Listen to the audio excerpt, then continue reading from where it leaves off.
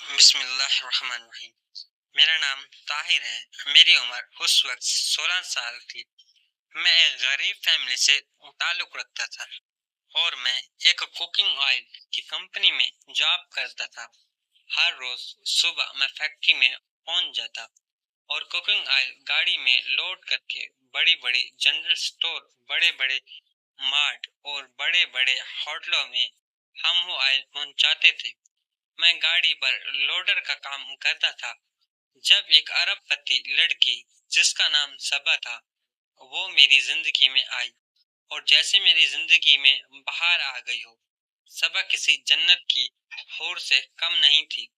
وہ میری زندگی میں کیسے آئی، میں آپ کو اپنی مکمل کہانی سنانے جا رہا ہوں۔ آپ دیکھنے والوں سے گزارش ہے کہ اس ناول کو مکمل سنیے گا۔ میں کراچی میں رہتا تھا۔ میں روزانہ صبح بس میں بیٹھ کر فیکٹری پہنچتا اور پھر صبح صبح ہم گاڑی لوڈ کر کے جہاں کا آرڈر ہوتا تھا وہاں دینے جاتے تھے۔ ایک دن ہم نے گاڑی لوڈ کی اور بڑے مارٹ میں دینے کے لیے گئے۔ اب کیونکہ آگے گاڑیاں پہلے ہی لائن سے لگی ہوئی تھی تو ہمارا نمبر 1 گھنٹے بعد آنا تھا۔ ہم نے گاڑی سائڈ پہ لگائی اور اپنے نمبر کا ویٹ کر رہے تھے۔ اس مارٹ کے بالکل پاس ہی بہت بڑے بڑے بنگلوز تھے اور ان میں ارب پتی لوگ رہتے تھے۔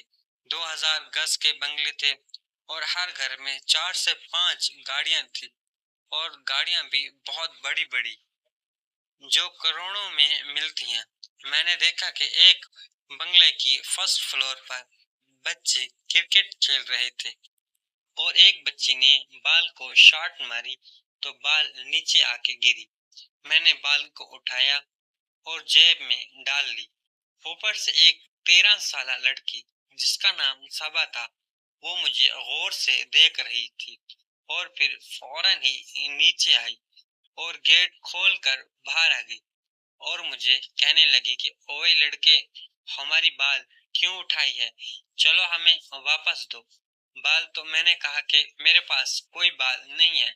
صبا مجھ سے کہنے لگی کہ میں نے خود دیکھا ہے، آپ جیب میں ڈال رہے تھے۔ میں نے دونوں جیبیں اس کو چیک کرا دی مگر بال میرے پاس نہیں تھی۔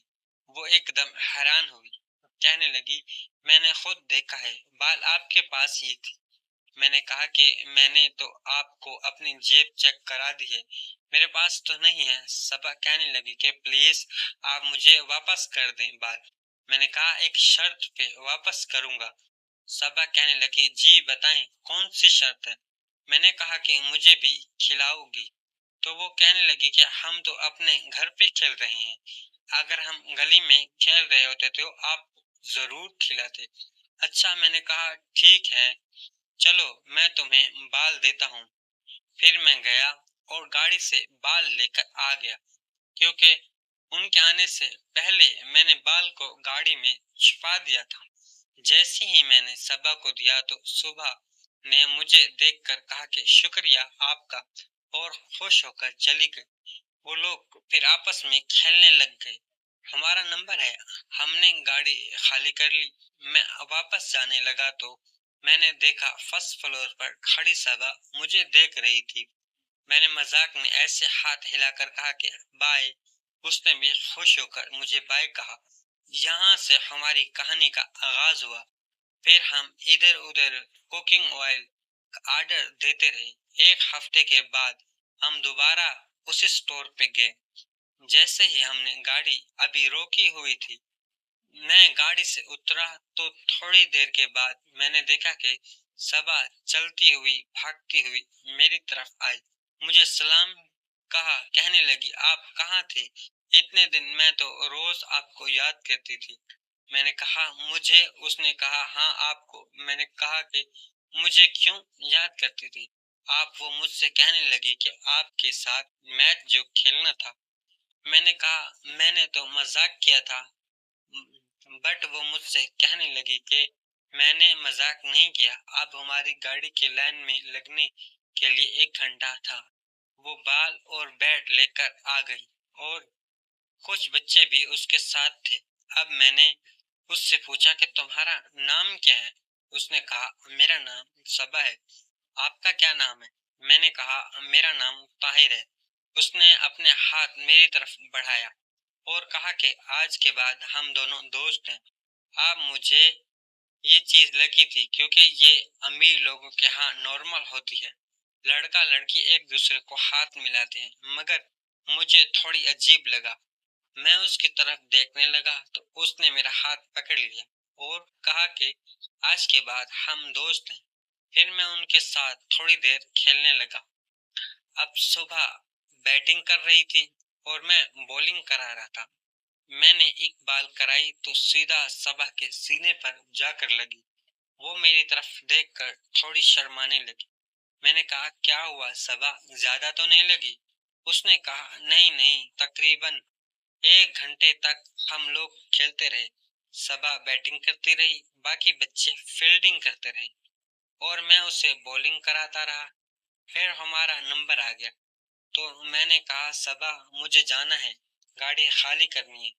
صبا مجھے کہنے لگی کہ اپنا نمبر دو مجھے۔ یہ اس نے زمانے کی بات ہے جب بڑے موبائل نہیں ہوتے تھے، چھوٹے موبائل ہوتے تھے۔ پھر میں نے اسے اپنا نمبر دیا۔ میں نے بھی گاڑی خالی کر کے گاڑی میں واپس بیٹھا ہی تھا کہ اس کا میسج آیا، طاہر اوپر دیکھو، میں چھت پہ کھڑی ہوں۔ میں نے جب دیکھا تو مجھے وہ آج پھر ہاتھ ہلا کر بائے بول رہی تھی۔ ہمیں سارا دن کام کرنے کے بعد شام کو جب گھر آیا تو رات میں 8 بجے صبح کی کال آئی۔